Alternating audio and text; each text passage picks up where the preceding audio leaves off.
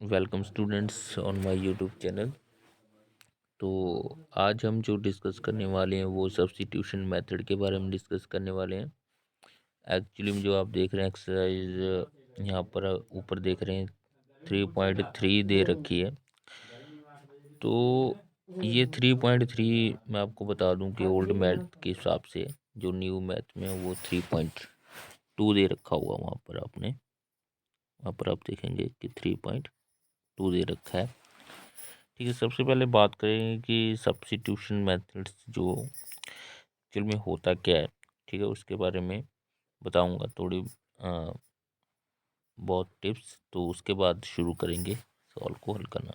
Substitution methods क्या है वैसे, तो इससे पहले जो हमने 3.1 की थी एक्सरसाइज, ठीक है, उसमें भी हमने जो देखा था कि कंपेयर किया था, कंपेयर के साथ कंसिस्टेंट इनकंसिस्टेंट निकाला था। ठीक है, तो ये अलजेब्रिक मेथड्स का ही एक पार्ट है। सब्स्टिट्यूशन मेथड होता क्या है, जैसे कि मैं एक यहाँ पर एक क्वेश्चन लिख लूँ कोई भी, 3x2y लिख लूँ इक्वल टू 5 लिख लूँ, नीचे लिख लूँ x+y इक्वल टू 2 लिख लूँ।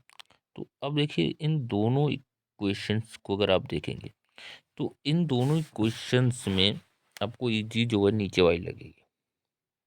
ठीक है, तो हमारा मेन मकसद क्या है कि हमें एक्स और वाई की वैल्यू फाइंड करनी है जो इनको सेटिस्फाई कर सके, जो उनको क्या कर सके, सेटिस्फाई कर सके। मतलब सेटिस्फाई करने का मतलब होता है कि मैं यहाँ पर जैसे एक्स की जगह पर क्या लिखूँ, वाई की जगह पर क्या लिखूँ, कि उसका दोनों का जोड़ करने, बीच में लिखा जोड़, यहाँ पर प्लस का निशान, उन दोनों का प्लस करने के बाद आंसर क्या आ जाएगा, 2 आ जाए। और इस वो इसके लिए ही ना वेरीफाई हो, उस ऊपर वाले के लिए भी वेरीफाई हो। मतलब ऐसी यूनिक वैल्यू, ऐसी एक जैसी वैल्यू ढूंढिए जो इसमें भरे तो भी सेटिस्फाई करे, इसमें भरे तो भी सेटिस्फाई करे, तो उसे हम कहते हैं सोल्यूशन है इनका। ठीक है, तो हमारा मेन मकसद क्या है, सोल्यूशन फाइंड आउट करना है इनका। तो सोल्यूशन फाइंड आउट करने के लिए हमने जो आज मेथड करेंगे वो सब्स्टिट्यूशन मेथड है। सब्स्टिट्यूशन मेथड्स में बहुत ज़्यादा इजी रहता है। इजी कैसे रहता है, जैसे मैं यहाँ से एक्स की वैल्यू निकालूं, अगर मैं एक्स की वैल्यू निकालूं इस वाली इक्वेशन में से, जो नीचे वाली इक्वेशन है, इस इक्वेशन में से अगर एक्स की वैल्यू निकालूं तो क्या आ जाएगी, 2, और इस वाई को या प्लस का इधर आके क्या हो जाएगा, माइनस का, तो ये हो गई एक्स की वैल्यू। तो यही एक्स की वैल्यू मैं अगर ऊपर वाले में भर दूं तो आराम से इसका आंसर आ जाएगा। तो आज के जो सवाल हैं हम इस सब्स्टिट्यूशन मेथड से ही करेंगे। आइए देखते हैं कि कैसे इसको करते हैं। ठीक है, आइए देखते हैं इसको कैसे हम करते हैं। ठीक है, सबसे पहले मैं क्या करता हूँ, ठीक है, एक सवाल लूँगा नॉर्मल, सबसे पहले इजी सवाल लूँगा। ठीक है, ताकि आपको समझ में आए। फिर उसके बाद जो मुश्किल सवाल हैं एक दो, जिससे अक्सर बच्चों को डर लगता है, तो वो सवाल भी हम करेंगे। ठीक है, तो चलिए करते हैं। ठीक है, तो शुरू करते हैं अपने इस वीडियो को। तो यहाँ पर आप देख सकते हैं कि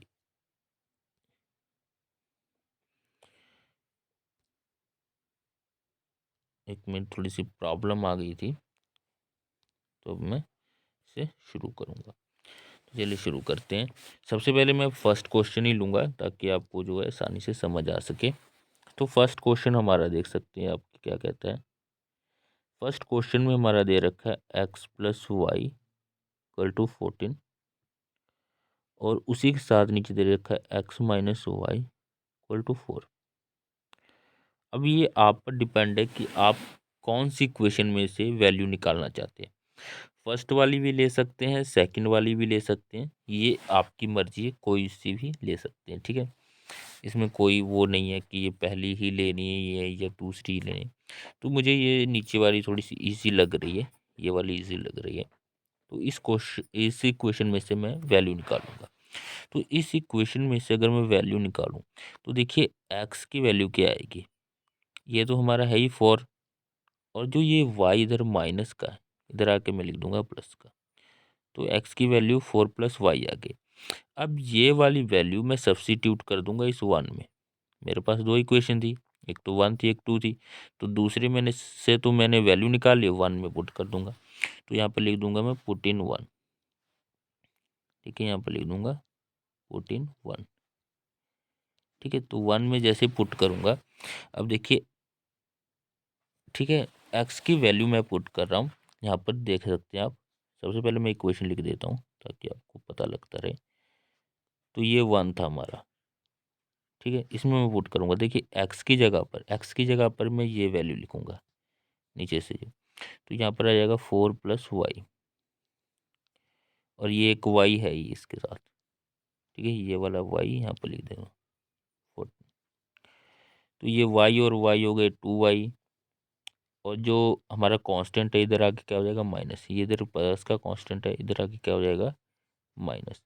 तो 14 में से 4 गया, कितना आ जाएगा 10, और 2 इधर देख रहे हैं मल्टीप्लाई हो रहा है, तो इधर आके क्या हो जाएगा डिवाइड। तो हमारी y की वैल्यू जो आ जाएगी क्या आ जाएगी 5।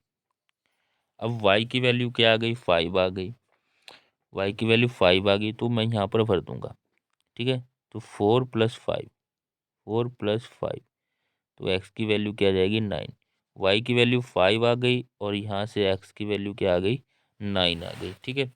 तो यहाँ पर आप देख सकते हैं कि दोनों की वैल्यू आसानी से फाइंड आउट हो गई हमारी, ठीक है। इस तरह आप सब्स्टिट्यूशन मेथड इसी को कहते हैं कि एक से वैल्यू निकाली और दूसरे में पुट कर दी, उसी को सब्स्टिट्यूशन कहते हैं, ठीक है। तो उसके बाद अब हम जो ये है थोड़ा सा मुश्किल सवाल लेंगे, ताकि आपको, मतलब जैसे कई बच्चे होते हैं कहते हैं कि इजी सवाल करा देते हैं, मुश्किल सवाल छोड़ देते हैं, ठीक है। तो ऐसा नहीं है, ठीक है, थोड़ा सा मुश्किल सवाल भी लेंगे हम।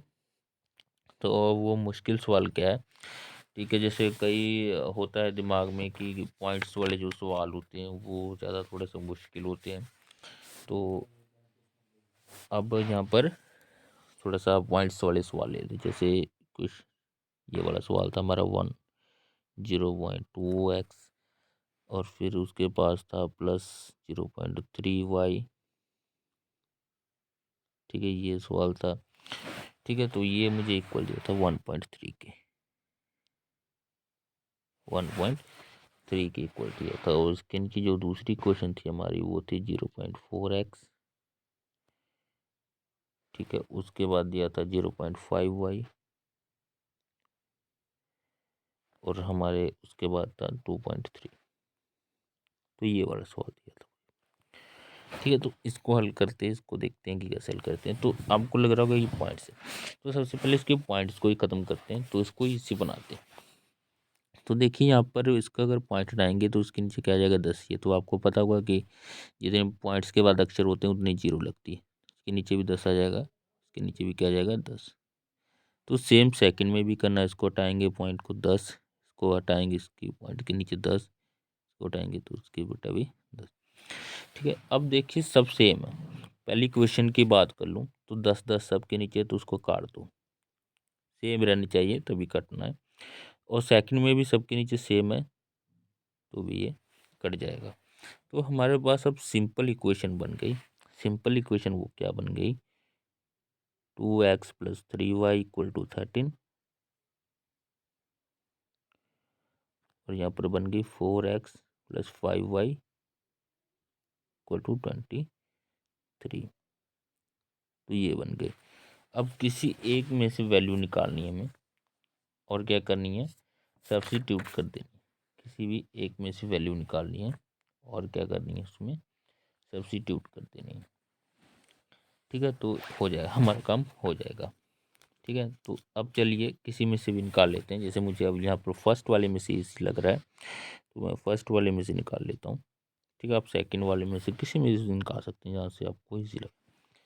तो यहाँ पर मैं फिर से, ये नहीं कि एक्स की ही वैल्यू निकालनी है, वाई की भी निकाल सकते हैं, एक्स की भी निकाल सकते हैं, जो भी आपको अच्छा लगे। तो मैं फिर से एक्स की निकालूंगा 13 माइनस ये वाई वाली पूरी कंप्लीट वैल्यू -3y इधर आ जाएगी। अभी भी एक्स सिंगल नहीं है, तो यहाँ पर मैं एक्स की वैल्यू निकाल लेता हूँ, ये वाई, ये 2 इधर मल्टीप्लाई में था, इधर डिवाइड, तो एक्स की ये वाली वैल्यू आ गई हमारे पास, ये वैल्यू आ गई। अब इसे मैं इसमें सब्स्टिट्यूट कर दूंगा, इसमें सब्स्टिट्यूट कर देते हैं, तो हमारे पास जो आंसर आएगा उसको देखते हैं 4, ठीक है, एक्स की value y 13 minus 3y 2 plus 5y equal to 23। ठीक है, तो यहाँ पर ये कट जाएगा, 2 बचेगा सिर्फ ओनली। ठीक है, तो अब यहाँ पर हम कर देते हैं इसको मल्टीप्लाई, थोड़ी सी इधर जगह बना लेता हूँ ताकि ये लिख सकूँ। तो देखिए अब 13 को 2 के साथ मल्टीप्लाई कराएंगे तो आ जाएगा हमारे पास 26। फिर इस 2 को अंदर भी मल्टीप्लाई कराना है 3 के साथ, 3 2 6 और साथ में है y माइनस 6y, ये आ गया प्लस हमारे पास ये वाला 5 जो है ये तो है ही इक्वल टू 23। ठीक है, तो ये हमारे पास कुछ इस तरह का ये क्वेश्चन बन जाएगा, ये 23 है। ठीक है, तो अब देखिए 26 और इन दोनों को जोड़ेंगे क्योंकि ये दोनों कांस्टेंट है, 26 और 5, ये हमारे पास हो गई 31 माइनस 6y और इक्वल टू 23 और इक्वल टू 23। तो ये हमारे पास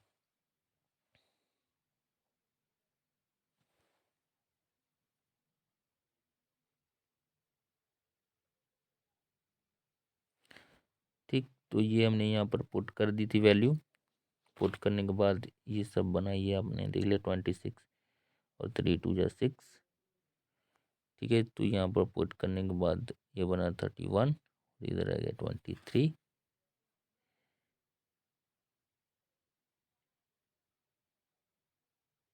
और ये जो हमारा 5, देखिए यहाँ पर y भी था, एक चीज़ हमने थोड़ी सी गड़बड़ कर दी यहाँ पर ना, आप देख सकते हैं यहाँ पर थोड़ी सी हमने गड़बड़ कर दी, यहाँ पर आप देख सकते 5y था, यहाँ पर 5 के साथ y आएगा, 5 के साथ यहाँ पर क्या था y था, तो ये जुड़ेगा नहीं।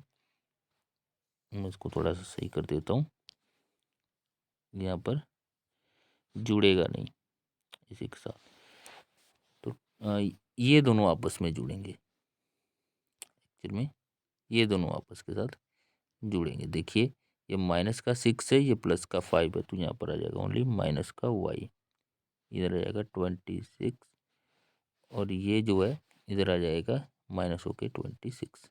ठीक है, ये वाला 26 है जो उधर जाएगा माइनस का हो जाएगा, तो y की वैल्यू यहाँ पर आप कैलकुलेट करेंगे तो कितना आ जाएगा 3, y की वैल्यू कितनी आ जाएगी 3। वहाँ पर थोड़ी सी गड़बड़ हो चुकी क्योंकि वहाँ पर 5 था वो हमने ध्यान नहीं दिया, यहाँ पर भी y आ जाएगा।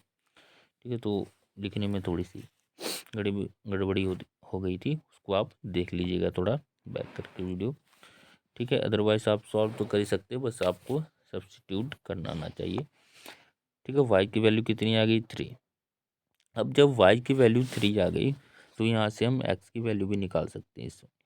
देखिए 13 तो हमारा है ही, ये 3 और y की वैल्यू भी 3.2, तो यहाँ से कैलकुलेट करके अगर निकाल 3 3 जा 9 और 13 में से 9 जाएगा, 13 में से 9 जाएगा तो बचेगा 4.2। ठीक है, तो 4 को 2 के साथ काटेंगे तो आंसर आ जाएगा 2, तो मतलब हमारी x की वैल्यू आ गई 2 और y की वैल्यू कितनी आ गई 3। तो इस क्वेश्चन को एक बार आप फिर से देख लीजिएगा। बस यहाँ पर ये जो पॉइंट्स है उसको हटाने के लिए मैंने बता दिया तरीका आपको, वहाँ से आप आसानी से इसको हटा सकते हैं। तो आइए एक और डिफ़िकल्ट थोड़ा सा क्वेश्चन लेते हैं। ठीक है, जो आपको डिफ़िकल्ट लग सकता है, वैसे मतलब इतना ज़्यादा होता नहीं डिफ़िकल्ट। ठीक है, जितना आप सोचते हैं। तो चलिए अंडर रूट वाला क्वेश्चन लेते हैं, क्योंकि अंडर रूट से भी बच्चे थोड़ा सा डरते हैं कि क्या ये है क्या नहीं है। तो चलिए लेते हैं, यहाँ पर अंडर रूट दिया मुझे 2x, एक्स अंडर रूट से बाहर है, ये याद रखना, तभी लीनियर इक्वेशन थी दोस्तों, क्योंकि उसकी पावर जो है 1 हो जाए। Under root 3y equal to 0। तो उसी तरह से दिया यहाँ पर अंडर रूट 3x, यहाँ पर दिया minus under root 8y equal to 0। तो यहाँ से भी आप इसकी वैल्यू निकाल सकते हैं। तो मैं सेकंड वाले में से वैल्यू निकाल लेता हूँ, तो सेकंड वाले में से वैल्यू निकाल लेता हूँ। ठीक है, अब चाहे फर्स्ट वाले में से निकाल सकते हैं, √3x, ये 8y इधर आ जाएगा, जीरो में अगर कुछ भी प्लस होगा तो वो ऐसे ही रहेगा, √8y। तो x की वैल्यू आ जाएगी मेरे पास √8/√3y। अब ये मैं 1 में पुट कर दूंगा, तो 1 इक्वेशन क्या है, √2, ये 1 में मैं पुट करने जा रहा हूँ, √2 वैसे ही आ गया।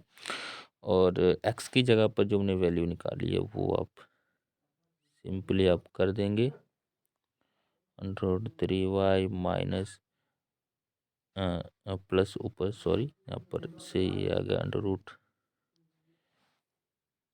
ठीक है, थोड़ा सा मैं इसे साफ कर दूंगा ताकि आपको अच्छे से समझ आ सके, √3y = 0।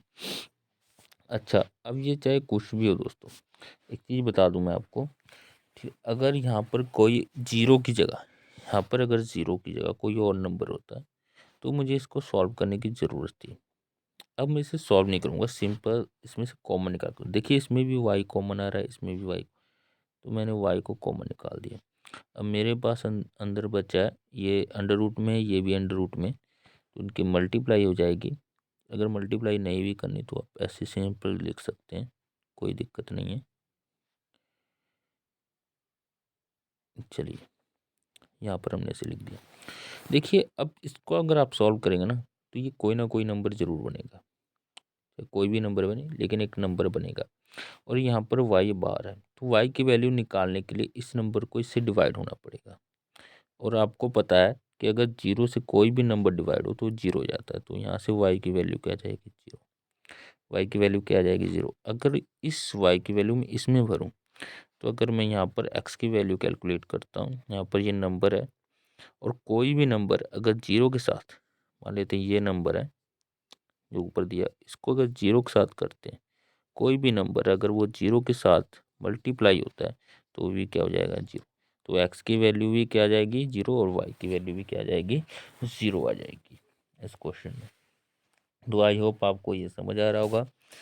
ठीक है, तो चलिए चलते हैं नेक्स्ट क्वेश्चन की तरफ। ये एक स्टेटमेंट क्वेश्चन है, बस तो ज़्यादा स्टेटमेंट क्वेश्चन पूछे नहीं जाते, लेकिन फिर भी मुझे था कि आपको इसको बताना चाहिए। ठीक है, तो इस वीडियो में मैं आपको ये बता देता हूँ कि कैसे ये होगा, क्योंकि सब्स्टिट्यूशन का ये क्वेश्चन है, बहुत ही इजी क्वेश्चन। देखिए, difference between the two number is 26। दो नंबरों का डिफरेंस कितना है, 26। मान लेते हैं नंबर वो दोनों कौन से, एक्स एंड वाई, और उन दोनों का डिफरेंस मैं लिख देता हूँ 26। ये लिख दिया मैंने। One number is 3 time the other number. मान लेते हैं जो एक्स नंबर था वो वाई का तिगुना था, 3 टाइम्स मतलब तिगुना।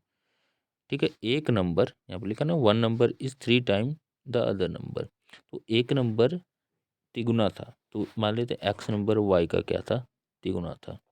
तो यहाँ से मुझे एक्स की वैल्यू मिल गई 3y, तो ये मैं 1 में क्या कर दूंगा, पुट कर दूंगा। तो जो मेरी 1 वाली इक्वेशन है वो ऐसे बन जाएगी, 3y, ये y तो है ही, -y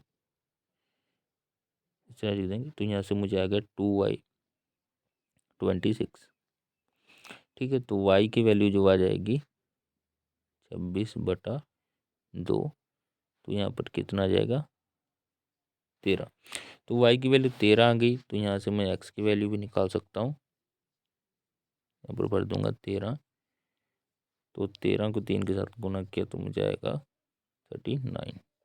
कितना आएगा, 39। 13×3 = 39 होता है, 39। तो एक्स की वैल्यू भी पता लग गई और वाई की वैल्यू भी पता लग गई। ठीक है, तो इस तरह से आप ये सब्स्टिट्यूशन मेथड्स कर सकते हैं। आई होप आपको पूरा वीडियो समझ आया होगा कि इस वीडियो में कैसे मैंने, बहुत इजी वे है दोस्तों, सब्स्टिट्यूशन मेथड सबसे इजी मेथड है। एक से वैल्यू निकालिए, दूसरे में पुट कर दीजिए, आपका दोनों का आंसर आ जाएगा, एक्स एंड वाई की वैल्यू पता हो जाएगी।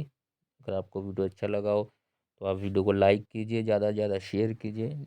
ठीक है, और 10th क्लास का टॉपिक, तो 10th के बच्चों को हमारे चैनल को जो है सब्सक्राइब कर लेना चाहिए, क्योंकि हम इसमें 70 to 80% सिलेबस आपको मैथ का जो कंप्लीट करा रहे हैं। ठीक है, जनवरी में लगभग आपका जो है 70 to 80% सिलेबस कंप्लीट हो जाएगा। ठीक है। और भी बहुत सारे जो मतलब लिंक्स हैं जो हमारे चैनल से लिंक हैं, उस पर आपको शॉर्ट ट्रिक्स भी देखने को मिल जाती हैं। एक बार हमारे चैनल को एक्सप्लोर ज़रूर कीजिएगा। ठीक है। थैंक्स फॉर वॉचिंग, और मिलते हैं आपसे नेक्स्ट टॉपिक के साथ, नेक्स्ट वीडियो के साथ। ये एक्सरसाइज यहीं पर ख़त्म होती है, तो अगली एक्सरसाइज में मिलेंगे आपसे, उसमें कोई और मेथड्स आपको बताएंगे इसको हल करने का।